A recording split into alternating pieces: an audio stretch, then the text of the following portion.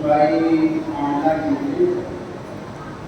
असल एक बात तो हम ये है, आज आप लोगों को टेलीविज़न, नेट, सोशल मीडिया, अखबार के जरिए से जो इत्तलात मिल रही कि मुल्क के हालात बहुत ही अबतर से अबतर हमारे लिए अर्ज़ हयात का अब इन हालात में हमारे मदारिस के साथ कई सौतेलापन का सलूक किया जा रहा है। अब इन हालात में हम अपने मदारिस की हिफाजत किस तरह करें, हमारे पर क्या क्या इल्ज़ामात आ सकते हैं, हम पे क्या क्या परेशानियाँ आ सकती हैं, हमें तनाज़ुर में देखना चाहिए। अभी यूपी में मदारिस इस्लामिया का सर्वे कराया गया हुकूमत की जानिब, और हुकूमत की जानिब से जो सर्वे कराया गया उनमें क्या क्या चीज़ें देखी उनको भी हमें अपने सामने रखना चाहिए। खास तौर पर जो दारुल इक़ामा के इदारों के साथ है, दारुल इक़ामा का सर्वे किया गया कि तलबा कितने हैं, उनकी रहाई की गुंजाइश कितनी है। ये भी देखा गया उसने कि बैतुल खला और खाने की हैयत और हैसियत देखती है कितने तलबा है, उनके तादाद के मुताबिक बैतुल खला और खाने और उसको खाने हैं, उनमें सफाई है या नहीं, इसी तरह उनके साथ मैदान है या नहीं खेलने कूदने के लिए। तो ये सब चीज़ें देखी, खाना हमें कैसा देते हैं और हमारे सफाई सुथराई कपड़े का, कपड़े का, इलाके का, दस्तगाहों का क्या। ये खास बात ये है कि एक टीचर 50-60 तक एक मुदर्रिस के पास, अब उन हालात से हमको कैसे निपटना है, हमें क्या जवाब पूछेंगे कि अगर ये सवाल पैदा हो जाए, अल्लाह का फजल है कि अभी हमारे यहाँ की आफत नहीं आई, खुदा ने करे ये आफत आए, मतलब हमारा अपनी तैयारी की है, तो उस वक्त हमें क्या करना है। मदारिस के साथ क्या होगा, अब जैसे बाल स्कूली के इदारों ने ये कहा कि हमारे यहाँ टीचर नहीं होते, हमारे यहाँ लेक्चरर होते, और लेक्चरर के बच्चों की तादाद की तहरीर है, 100 बच्चे भी हो सकते, 200 भी हो सकते। तो इस तरह हमें किस तरह बचना है और किस तरह हमें करना है, तो उन तमाम चीज़ों को हमें देखना। एक बात ये है कि रास्ते की ज़रूरत जो कर रही थी, आज रास्ते की ज़रूरत। बहुत सारे हमारी रियासत के बहुत सारे मदारिस जो रास्ते से मरबूत है और बहुत सारे मदारिस मरबूत हैं। तो पहला एजेंडा ये है कि हमें सर्वे करके जो मदारिस गैर मरबूत हैं उनको मरबूत करने की कोशिश की जाए। मरबूत का मतलब ये नहीं कि हम अपना तमाम चीज़ें बेच करके रख दिया, मगर रास्ता का मकसद ये था कि जिला मोहल्ला असल मदरी मोहल्ला मतलब ने इसकी तशकील इसलिए दिया था कि मदारिस की एक इस्तेमालियत हो और एक जिला पीला ज़्यादा सस्ती भी ना हो और बिल्कुल छुट्टा भी ना हो, ताकि आपस में मरबूत हो। इसलिए हमारे मदारिस को मरबूत होनी चाहिए, तादाद मालूम होनी चाहिए कि हमारे ज़िले में कितने मदारिस। एक तो मसला ये है, एक एजेंडा ये। तो हर ज़िले के बहुत सारे मदारिस, अरबाब मदारिस इसके रुकन हैं। तो जब रुकन है तो हज़रात को कोशिश करना चाहिए कि ज़िले के तमाम मदारिस इससे मजबूत हो। ये पहला नंबर एजेंडा। दूसरा एजेंडा गैर मरबूत मदारिस को रास्ता के साथ कैसे मजबूत करना है, उनको तरगीब दिलाना है, उनको बतलाना है, इसकी अहमियत हिफाजत बतलाना है। असल बात यह है कि अगर कहीं हमारे साथ कोई नागहानी परेशानी आ जाए तो नागहानी परेशानी में हम मुस्तहिद हो करके उन तमाम, चाहे वो सरकारी हो गैर सरकारी हो, जैसे भी अगर आता है तो हम मिल करके मुस्तहिद हो करके उसके साथ मुकाबला कर सकें और उसका दिफा कर सकें। तो इसलिए ये बातें कही जाए और उनको मजबूत किया जाए कि 2 नंबर के एजेंडा असल एजेंडों में तकरार सा हो रहा है। और तीसरे नंबर में मदारिस के निसाब में इस्लामियत पैदा करें। इस्लामियत तो मैं ये समझता हूँ دارالعلوم ندوۃ العلماء لکھنؤ سے منسلک ہیں اور ان کے نصاب پر تعلیم دیتے ہیں، تو آپ اپنے نصاب پر رجوع نہیں کرتے۔ اور ایک مدرس نظامی ہے جو دارالعلوم کے نصاب پر تعلیم دیتے ہیں۔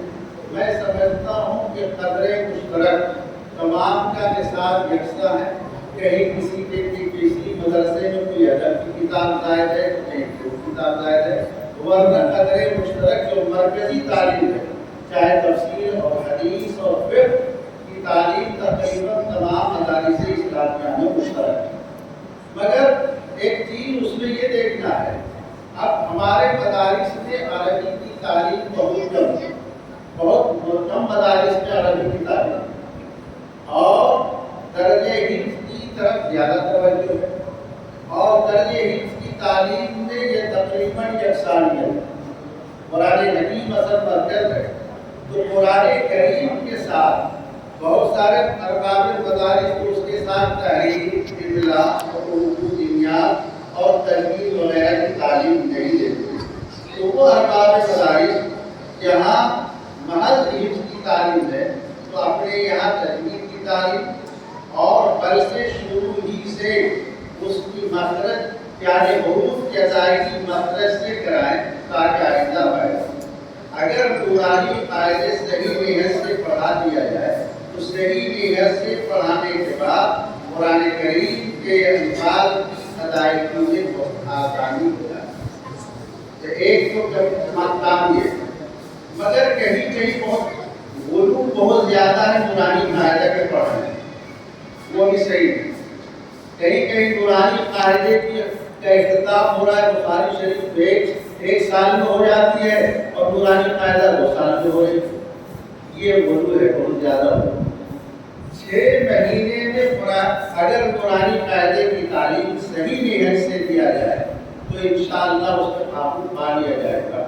اور حضرت مولانا نور محمد قادیانی جو نورانی قاعدے کے مرتب ہیں، جنہوں نے نورانی قاعدہ لکھا ہے، تو اس زمانے میں حضرت مولانا قاری طیب صاحب رحمۃ اللہ علیہ، حضرت مولانا زکریا صاحب رحمۃ اللہ علیہ، حضرت مولانا لطیف صاحب رحمۃ اللہ علیہ، ان حضرات کے اکابر پر مشتمل ایک کمیٹی مکاتب قرآن کو دیا ہے۔ انہوں نے جو نصاب رکھا ہے وہ 6 مہینے کا رکھا ہے، اور ہم اس کو غلو کر کے 2 سال کرتے یہ غلط ہے، یہ وقت ضائع ہوتا ہے طلبہ کا۔ اور ساتھ ساتھ جب 2 مہینہ گزر جائے، 2-3 مہینے گزر جائے، اردو کی معرفت ہو جائے تو اردو کا قاعدہ شروع کر دیں۔ اردو کا قاعدہ اب عربی قاعدہ ہے، اردو کا قاعدہ ہے۔ اب اردو اور عربی میں ہماری تمیز نہیں ہے، آپ بہت تجدد میں آئے تو نورانی قاعدے کی تعلیم میں کہیں گے کہ الف با تا تا ای آ آ، اور جب اردو کا قاعدہ پڑھاویں گے تو وہاں پر بھی یہی کہیں گے الف با با۔ اردو کے قاعدے کی جب تعلیم ہو تو الف بے پے تے تے سے جی چے بے خے، اس لحاظ سے پڑھا وہ عربی انداز ہے۔ چونکہ ہم قرآن کریم کی تعلیم کے لیے قرآنی قاعدہ پڑھا رہے ہیں تو قرآنی قاعدہ جو پڑھاویں گے عربی انداز سے، اور جب اردو پڑھائیں گے اردو فارسی کے لیے اس کا انداز فارسی چاہیے، الف بے تے یہ انداز ہونا چاہیے، ورنہ سب 22.5% والا نہیں ہونا چاہیے۔ ایک چیز۔ اب اس کے بعد حفظ کی تعلیم میں بعض لوگ کو کہتے صرف حفظ ہی کرے گا بچہ، مگر آج موجودہ حالات کے تناظر میں ہمیں دیکھنا ہے، ہمیں عصری تعلیم کم سے کم اپنے بچوں کو حفظ کے ساتھ اگر ممکن ہو تو 8ویں تک کے پڑھا دیا جائے، 8ویں کے امتحان دلا دیا جائے۔ آج وقت کا تقاضا یہی، اور عربی چہارم تک تو ہو جانا چاہیے اس کو بیٹھی، اور 5ویں 6ویں تک جاتے جاتے اس کو آئیڈیا اور ڈی تک ہو جانا چاہیے۔ اگر یہ جہاز رکھا جائے گا تو انشاءاللہ ہو جائے گا۔ NISO کے ذریعے سے کہ اگر جہاز اگر کیا جائے تو اس میں زیادہ دشواری نہیں، مگر سب سے پہلے تو یہ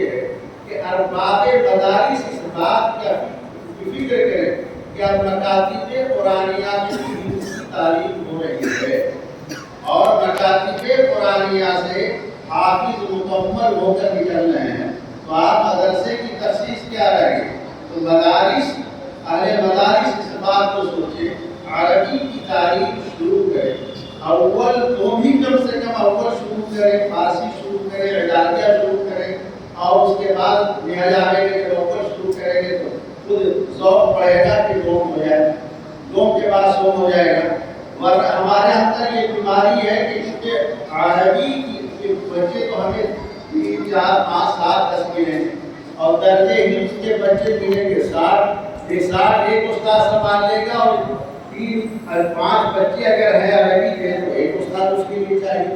تو اس کی فکر مت کیجیے بلکہ اس کی طرف آپ لوگ توجہ دیجیے، یہ میری رائے ہے۔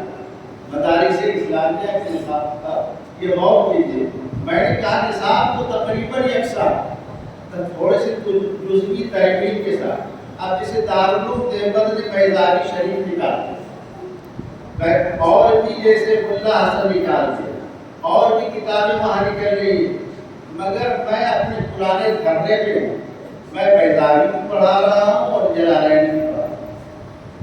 بیضاوی کا فائدہ یہ ہے کہ قاضی بیضاوی رحمۃ اللہ علیہ کے طرز تحریر اور طرز استدلال ہے کہ اگر طلبہ اگر صحیح طور پر لیں تو ان کو تفسیر کرنے کا صحیح رخ آ جاتا ہے،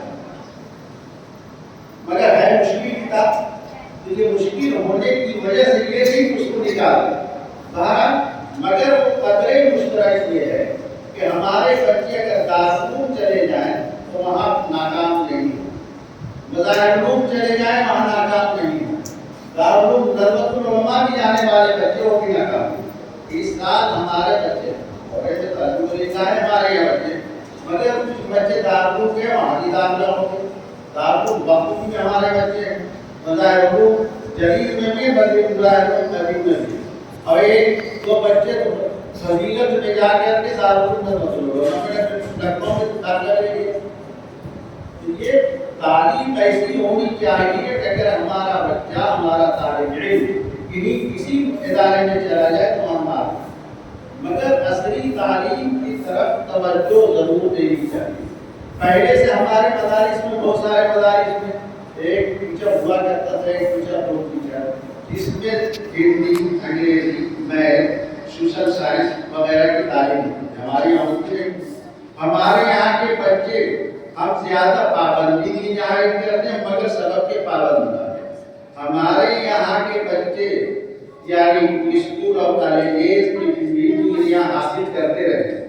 آج بھی ہمارے یہاں جو بچے دورے حدیث میں ہیں وہ بی اے کی تیاری کر رہے ہیں، بی اے کے ٹیوشن کر رہے ہیں، بی آئی اے کی ٹیوشن کر رہے ہیں، پڑھ رہے ہیں، مگر ہم یہ کہتے ہیں کہ اسباق کی پابندی، اور وہ بچے جو ذہین ہیں، جو عبارت پڑھتے ہیں، وہی بچے اس کی تیاری نہیں کر رہے، اس کی پابندی کی نہیں ہوئی، مگر مدرسے کی طرف سے بھی اس کی چھوٹ ہونی چاہیے اور اس کی تیاری ہونی چاہیے۔ یہ نصاب اس سلسلے میں پہلی گزارش یہ ہے جو آپ کے ایجنڈا نمبر 3 بات سمجھ آ رہی ہے، اور 5 یہ 5واں نمبر 4تھا نمبر بھی اسی کا ہے، عصری تعلیم مدارس کا ضلعی یا صوبائی رجسٹریشن۔ اس وقت کی اہم ضرورت ایک یہ بھی، آج ہم اپنے مدرسے کے نام سے کھاتہ کھلوانے جاتے ہیں بینک کے اندر، تو مدرسے کے نام سے کھاتہ کھولنے سے پہلے بینک منیجر ہم سے یہ مطالبہ کرتا ہے کہ آپ کا اگر رجسٹریشن ہے سوسائٹی ایکٹ کے اندر یا ٹرسٹ ایکٹ کے اندر تو آپ لے آئیے تو آپ کے ادارے کے نام سے کھاتہ کھول دیں۔ مگر اس مجبوری کے بنا پر یہ ہم لوگ کرتے ہیں، غور سے سنیے اس بات کو ذرا غور سے سنیے، کہ اب اس میں ہم لوگ یہ کرتے ہیں کہ 2 جوائنٹ اکاؤنٹ بنا لیتے ہیں، ایک صدر مدرس رہیں گے، محترم صاحب رہیں گے، فلاں صاحب رہیں گے۔ جوائنٹ اکاؤنٹ بنا لینا ایک طرح کی تو حفاظت ہے مگر یہ مکمل حفاظت ہے۔ کہیں آپ کے موتیان جو آپ کو چندہ دینے والے ہیں وہ سوال کرتے ہیں کہ آپ اپنے ادارے کے نام سے اکاؤنٹ، ادارے کے نام سے اگر آپ کا اکاؤنٹ ہے بتائیے، वो नंबर दीजिए, हम आपके अकाउंट में हम पैसा मुंतकिल करते हैं। मगर हमारे पास इदारे का नाम नहीं होगा। इसी ज़माने में हमारे बैंक, हमारे इदारों के नाम से अकाउंट खोल जाएगा। अब तो चंद सालों से बैंक बगैर रजिस्ट्रेशन के कॉपी किए हुए हमारे अकाउंट में, और अकाउंट रजिस्ट्रेशन की कॉपी चाहिए। रजिस्ट्रेशन के बाद हमें कराना पड़ता है उसमें पैन कार्ड बनवाना। पैन कार्ड नंबर भी बैंक में जरूरी है। तो अब उसके लिए रजिस्ट्रेशन का भी होना जरूरी है, पैन कार्ड का भी होना जरूरी है। जब हमारा अकाउंट इदारे के नाम खुलेगा, जब इदारे के नाम खुलेगा तो मुआवजात को एतमाद होगा कि इदारा सही है, रजिस्टर्ड है, मोतबर है, तब हमें चंदा देंगे, वरना हमें चंदा 100, 50, 200, 500 देकर के क्या देंगे। और अगर हमारे पास रजिस्ट्रेशन की कॉपी हो, पैन कार्ड होगा, अकाउंट खुला हुआ होगा, तो हो सकता है कि वही कॉपियाँ जो हमें 1000-500 देकर डाल रहे थे वो हमें 10,000, 50,000, 1 लाख। तो इसलिए हमारे इदारों का रजिस्ट्रेशन होना निहायत जरूरी है। अब रजिस्ट्रेशन की अब 2 शक्लें, एक तो सोसाइटी एक रजिस्टर होता है, वो रजिस्टर्ड होगा राज्य, और एक होता है ट्रस्ट एक्ट। वो ट्रस्ट एक्ट का रजिस्ट्रेशन आपके जिला जहाँ से जमीन रजिस्ट्री होती है उसी रजिस्ट्रार के जरिए से आपको ट्रस्ट एक्ट का रजिस्ट्रेशन होगा। मसला आप लोग कहते हैं कि एक का फायदा बहुत है, एक का फायदा कम है। फायदे में दोनों बराबर, ट्रस्ट एक्ट में कराएगी या सोसाइटी एक्ट में, मगर नुकसान के एतबार से कम नुकसानदेह है ट्रस्ट और सोसाइटी एक्ट ज़्यादा नुकसान। सोसाइटी एक्ट के अंदर ये है कि जो गवर्नमेंट का कानून है उस कानून की पाबंदी आपको करना जरूरी है। अगर आप अपने बाईलॉ में, अपने कानून में, अपने ज़ाब्ते में, अपने दस्तूर में कोई ऐसी बात आपने लिख दी जो उनके सोसाइटी एक्ट के साथ मेल नहीं खाता, तो वो काट देगा या फिर उसको कलम सुना देगा। और अगर ट्रस्ट एक्ट में अगर कराते हैं तो आप कानून बनाकर, वो दस्तूर बनाकर, वो ज़ाब्ता बनाकर आप रजिस्ट्रार के यहाँ देंगे, वो उसको रजिस्टर्ड उसको करना है और वो आपके खिलाफ बात सुन पाए। और ट्रस्ट एक्ट सोसाइटी एक्ट 5 आदमी, 7 आदमी, 9 आदमी, 11 आदमी, 13 आदमी एक बात और मैं कहता हूँ, जब सोसाइटी बनाने या ट्रस्ट बनाने तो उसमें एक बात की एहतियात रखें कि हम मिजाज लोग हैं, जो मदरसे के खैरख्वाह लोग हैं, उनका नाम उसमें लीजिए ताकि मदरसे की खैरख्वाही हमेशा होती है। अब इस सिलसिले में अगर आपको कानून की जरूरत, अगर किसी वकील के पास जाएगी कि हमको ट्रस्ट के बाईलॉ बना दीजिए, तो आपसे 10,000, 15,000, 20,000 पे। तो मैं इस खिदमत के लिए तैयार हूँ कि जो शख्स अगर ट्रस्ट एक्ट बनवाना चाहता है तो वो हमें फोन करके इदारे का नाम और इन लोगों का नाम शामिल करना है, तो ट्रस्ट एक्ट के वो बाईलॉ में बना दूंगा और आप अपने जिले में उसका रजिस्टर करा दें। बात समझ में आ गई?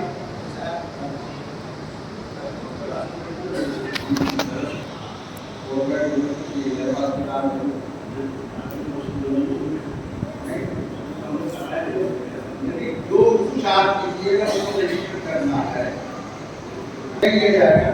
अगर कोई तकलीफ हुई है